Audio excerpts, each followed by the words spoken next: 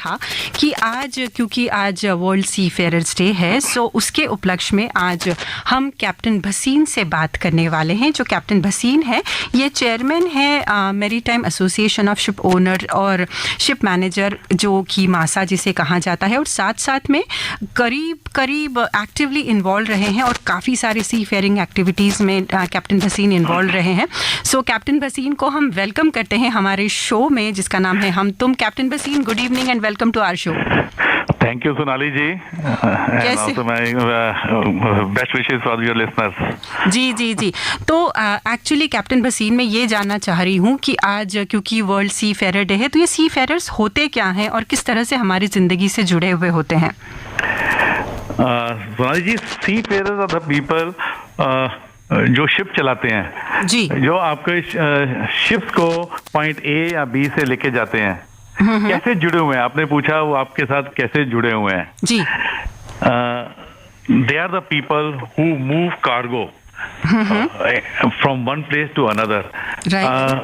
मैं बताना चाहूंगा आपके लिसनर्स को कि 92% of the world goods are transported by ships, including petrol, diesel, your day to day need जो आप यूज करते हैं घरों पे, TV, computer, mobile phone, food, medicine, cosmetic product. And the person जो इसको चलाते हैं, जो इसको पॉसिबल करते हैं आपके लिए, they are seafarers. It's a unique breed of workers. Right. और इनके बारे में खैर हमें बहुत सारी जानकारी भी नहीं थी। तो आज ये सी फेयरर डे का जो हम मतलब मनाया जा रहा है, तो इसका थीम क्या है sir?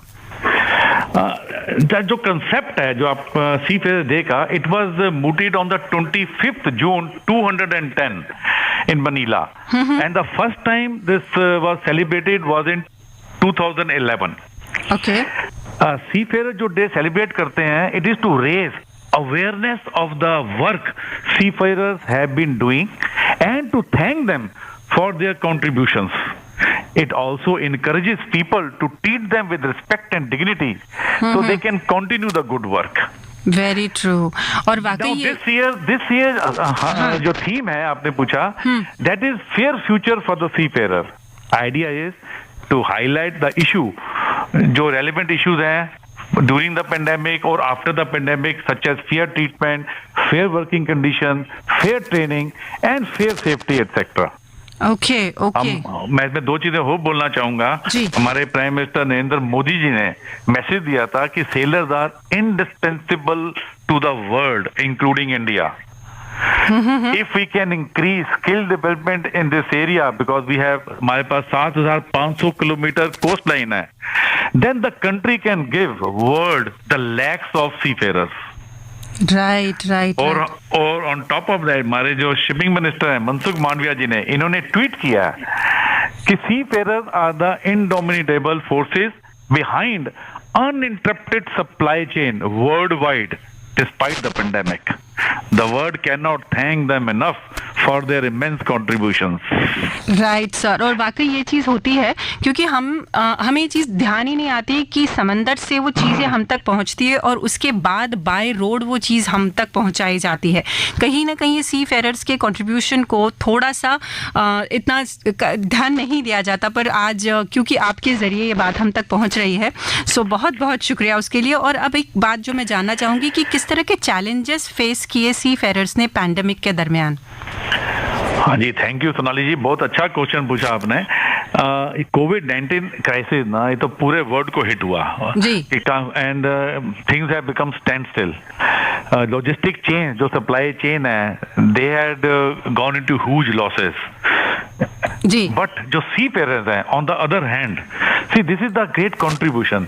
The seafarers on the other hand have been on the कोविड-19 front line warriors. They have never stopped a ship. You will not have heard कि ship रुक गया, supply chain रुक गई. They kept the ship moving across globe diligently, professionally, maintaining the flow of vital goods. Ji. Sailors have faced uncertainty on the port access. उनका जो tour of duty होता है, वो फैमिली से दूर अपने शिप में काम करते हैं। उनका 4 महीना, 5 महीना, 7 महीना ड्यूटी होती है। After the completion of duty they have to come back home and they were stuck, there were no planes, there were nothing working. And that was the really big challenge faced by seafarers. Even now in some countries it is going on. Right. और sir, अब जब ये ऐसा कहा जा रहा है कि भाई अब ज़्यादा प्रिकॉशन लेने की ज़रूरत है क्योंकि third wave and delta virus, ये जो मतलब उसका जो वेरिएंट है, सो अब किस तरह के प्रिकॉशंस और लिए जा रहे हैं? क्योंकि सी फेरर, जैसे कि आपने बताया कि हमारी ज़िंदगी से जुड़ी हुई छोटी वस्तुओं को पहुँचाने में उनका हाथ रहा है। सो पैंडेमिक में बहुत चैलेंजेस रहे, तो आगे किस तरह से उनका काम करने का प्लानिंग है या किस तरह से उनके प्रोटेक्शन की तरफ ध्यान दिया जा रहा है? Thank you, Sonali ji. Again, a very excellent point you have raised. पहले तो मैं बताना चाहूँगा कि अभी मासा ने ना with the many other associations, we have taken nationwide COVID vaccination drive. अच्छा जी। सबसे बड़ी चीज़ है वैक्सीनेशन। हाँ। और सी फेरर जो माइनर्स है उसको वैक्सीनेटेड होगा, देन ही इसकी जॉब प्रोफेबिलिटी बढ़ जाती है आपकी। Right. तो मासा ने इन्यूकुलेशन इनिशिएटिव लिया which protects and boosts the job prospect of Indian seafarers. Okay. और ये उसकी health protection भी है, and that is the one thing we did. Other thing that we have done is we have done for seafarers as well as their families. Okay. We have opened a telemedical services 24/7 in different languages. कहीं कैसे चेन्नई का लोग हैं, south के हैं, north के, हर एक अपना अपना अलग लैंग्वेज है। 24/7 हमारे डॉक्टर्स हैं, किसी को भी टेली मेडिकल सर्विस चाहिए उन सबको प्रोवाइड की गई है, सबको बताया गया है। तो these are the big initiatives which were taken by मासा। Okay, so yeah one point can I would like to state here, in the past when the things were totally stand still, sailors were uncertain about their sign on sign off, means they could not come back home. Then their repatriation back home and the people on India to go back on ship was a big hurdle. Then under the leadership of our Union Minister Mansukh Madavia and our DG Shipping Shri Amitabh Kumar, a big movement was started and we arranged many chartered flights. Acha. This chartered flight was I could say it's a historic movement or a historic travel operation, where we chartered the flight for the seafarers to go from India to abroad to join ships. Same way, the seafarers were brought back home by chartered flights. The world over, people have appreciated Indian administration. क्या बात and I'm also thankful to all family members of the Indian seafarers. कि without their support, it would not have been possible for Indians. Very true sir, वाकई ये बहुत ही interesting और insightful information है। तो आप हमारे रेनबो के लिसनर्स को कोई मैसेज देना चाहे अपनी तरफ से, तो देन कैसा, मतलब क्या कहना चाहेंगे? मैं ये कहना चाहूंगा कि seafarers spend months at sea, separated from their loved one, अपनी फैमिली से दूर, enduring hardship, sickness, so you can have all the necessary requirements that make your life easy and convenient. Right. Please appreciate the work that they do. Be aware of the work and sacrifice and give them the support. Next time अगर आप किसी सी बीच में जाते हैं और कोई ship देखते हैं होराइजन में, think about them as one of your own.